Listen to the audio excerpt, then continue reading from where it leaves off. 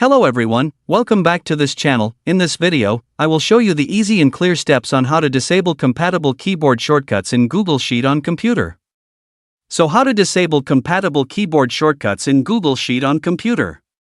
Make sure you keep watching this video until the end. Let's get started right away. Firstly, just go to the Google Sheets application on your computer or laptop. And this is the initial display of the Google Sheets workpage. To disable compatible keyboard shortcuts, just point the cursor to the top of the screen. Here there are several menu options. Tap the Help menu, here a scrolling menu will appear. Many menu options. Tap the Keyboard Shortcuts menu. Here it will appear like this. At the bottom there is the Writing Compatible Spreadsheet Shortcuts. Tap to disable.